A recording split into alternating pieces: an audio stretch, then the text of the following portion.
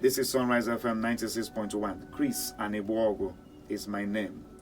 Today we are going to take a look at abuse in the society.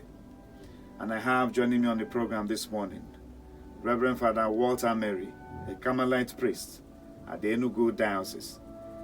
Father, you're welcome to the program. Thank you.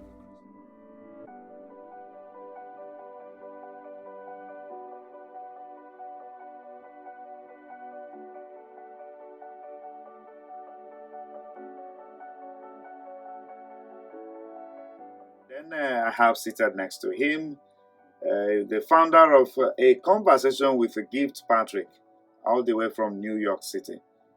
By name Gift Patrick. Gift, you're welcome. Thank you for having me, Chris. It's Yeah, an honor to your be here. voice is actually sounding like that of a true gift indeed. You're welcome on board. All right, dear listener, sit back as we proceed. Yes, let's begin with Padre. Yeah. Let's begin with you now. Okay. Abuse in the society. Why is it supposed to be an issue to be discussed? Yeah, in the first place, I think we have to understand what abuse is. That abuse is a violation against the human person. As a priest, I speak from that perspective that the human person is created in the image of God. Okay. So whenever abuse happens, that image is being violated. Secondly, we should speak about abuse because the person that has been abused suffers a whole lot of challenges. It goes through trauma.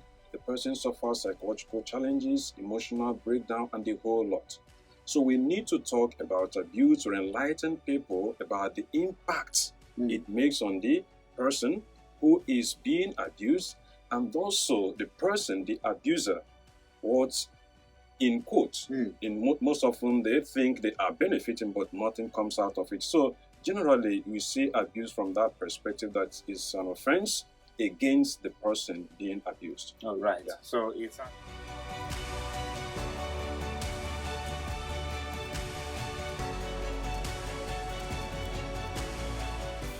Thank you so much. Now we come to you, Gift. I wouldn't know what your take is with this whole thing. The one thing we know that is a statement of fact is the fact that we know that the most vulnerable in the society, the people who become mostly victimized these days, are women. Yes. They are And women. yes. And I myself, I will have to say I'm a victim of abuse. When I say abuse, sexual abuse of itself, because when we say abuse, is a broad word. There are different forms of abuse, and my focus especially is sexual abuse and rape. Because I was a victim of rape. So when women are very vulnerable, but I don't want to kind of categorize this abuse, the issue of abuse, for just women only, because men are also being abused, children are being abused. Anyone can be a victim of abuse. But why the reason I'm focusing on women in particular is because I have been through this process. Okay. I can speak to the impact, like Reverend Father Walter Mary mentioned, the psychological impact, the emotional impact, the physical impact. And in return, the reason why the topic of abuse is really important is when a human being is being abused and you go through all of those trauma, and it psychologically impacts you, you are no longer able to function to your full capacity, and that in turn impact our society. If people are not able to function in their full capacity, how do they give back to our society? So this whole topic is not just about the victim itself, it's also an abuse on our society. So it's something that we all should be talking about, we all should be concerned about, and we all should be paying full attention to making sure that these issues are being addressed in all ramification, whether it's in society, in the church, in the hospital sector, the different sectors that are involved, in the police sectors, that can help reduce this issue. Now, Gift, when you said you are a victim of sexual abuse, well, I felt goose pimples all over me because I know it's not a pleasant experience. Yeah. We will be going into seeing how we could get from you what the experience really was then, but not immediately now, We'll take it on later on. But now,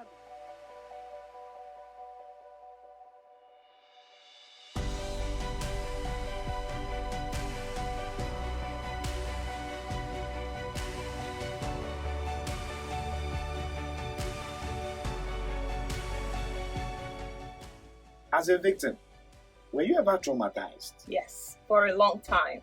And that's why it's so important for me to be sitting here and having this opportunity to have a conversation like this, because I know the listeners out there who are also probably going through the same thing that I went through years ago are not given the same platform or opportunity to heal as much as I was able to heal. I'm hoping that they, as they are listening to me, they find courage to share their voice, because one of the process of healing for me while I was going through my own trauma and pain and my own process was finding the right people to talk to, because that's really something very concerning in this society, because the issue of abuse, especially sexual abuse, have been normalized so much that when victims come out to speak about it, they are being victimized, they are being criticized and being accused and given reasons why they was raped or abused, or they deserve to be abused. I've heard people say, why did you dress like this? Why did you go there? Why did you? No matter what you did, once you've been abused, then you are. It doesn't justify that person. Whoever did that to you as a person, nothing justifies the reason why they abused you.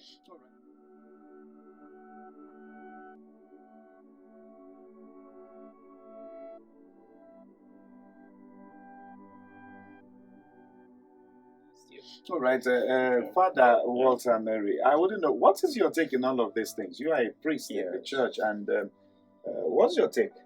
You know, Gift is a good friend, and I understand the impact of abuse, especially sexual abuse.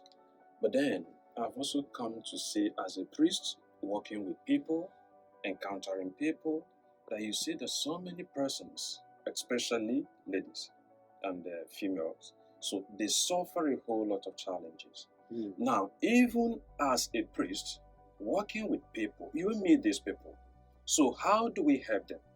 How do we help them to come out of this situation? It's important we state here categorically that whenever abuse occurs, whether it involves a child, whether it involves an adult, a minor, as the case may be, or whoever is involved, the abused person should be respected, and it should be stated clearly that this person has been disrespected, and there is no justification whatsoever to say that the person who was abused caused it or contributed. So as a priest, I am working with people, I am working with human persons, and if the person is not operating, functioning at a full capacity, it affects the person's prayer life, it affects the person's spiritual life, it affects his or her relationship, even in the ministry.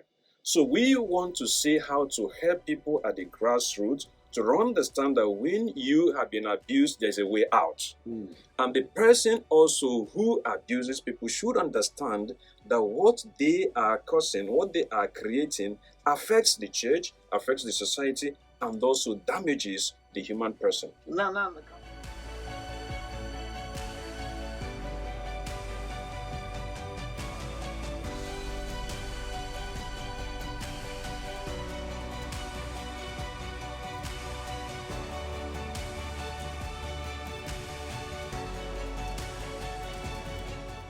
Now, can we quickly, as much as time will permit, identify the critical stakeholders who should see this fight as a serious business? Critical stakeholders in the fight against abuse in society. Okay, from the perspective of the church has a role to play. Okay. In the area of teaching, the scripture condemns that clearly. Outside that, the society also, the security personnel, they have a role to play to reinforce the laws. Even politicians also have roles to play to ensure that people who have been abused, they get justice. And also parents at home also need to teach their children the right thing, to know that this is not the way out. So a whole lot, even journalists like you, You have a lot to do, creating awareness, enlightening people. Just as we are doing right now. Thank you. So a whole lot is involved here, and but speaking from the perspective as a priest, the church will have a lot to do in the area of teaching people, creating awareness, and also educating parents on how to bring their children up.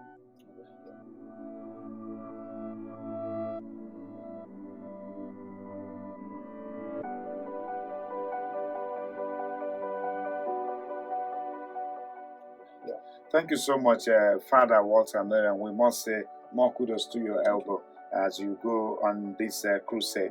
Now back to you, Gilpatrick, before we wind up. We want to know your experiences, especially with your foundation, the conversation with Gilpatrick. How has it been? I would say my experience would be a unique one.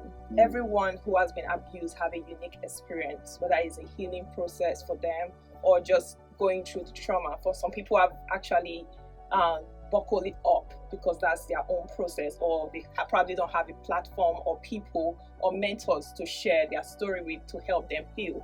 In my case, I will share some of the steps that have helped me get to where I am now, to be able to sit here and have a conversation about my process. One thing was, when my case happened, I didn't have a lot of support from the medical system in this country. And I want to use this opportunity to draw awareness to that. Our medical personnel has a role to play here as well. When a rape happens, the first thing people want to do is take you to the hospital. Now people wouldn't go, because when you go, instead of being treated as a victim, there's like an attitude of, what were you doing there? Our medical personnel needs to be empathetic, because that's the first people you meet when you are being raped. In my case, that was the first set of people, and the reception wasn't good. The second step was family, like Father mentioned. My family was there to support me, but one thing they told me is, don't say anything about it. People will think you are promiscuous. Oh, really? But it took me a while. It took me traveling, it took me exposure to know that I am the victim, and it's my story. I choose to talk about it. It's not something that demolished me. It's not something that reduced my person. It was something that was stolen from me one night, and it doesn't define me forever. So really, there's been a lot of mental reminder of who I am, that one night that was stolen, my dignity was stolen away, did not steal away my entire life of dignity. And how I choose to live after that is a choice for me. And how I choose to impact other women and empower them, to remind them that if you are being abused, whether by your husband, physically or sexually or emotionally, you have the right to outlive that. You don't need to live under that oppression over and over and over again. And that has really been a key factor to my healing.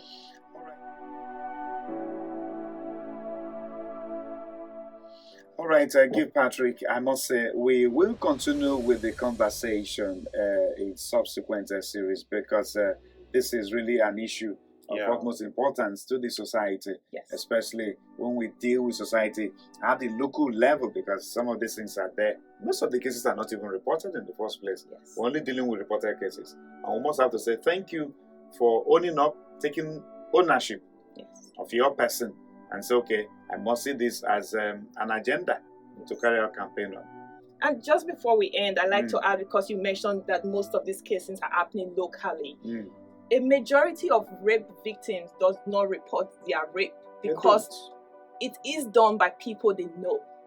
Family, most times. Friends, close people. And when they tell other people that someone like that, most times very well-respected people, they don't believe them. So if you are in a situation like that and you are listening to this conversation and you are wondering, what can I do? People would not believe me. Find a spiritual father, find a spiritual mentor. There's always someone out there that will believe your story and genuinely want to help you. Find that one person, confide in them, because I say a conversation with Gilpatrick, that's how you heal. If you don't speak, you don't heal. But you need to speak to the right person. All right, just as I said, we will continue the conversation with you. This is not the end to it. It's a continuum. It will run from series, okay? It's an assurance. From our end, we'll say, we wish you more grace to your elbow as you go about in your quest and conversation with Gilpatrick against abuse. Thank you. Well,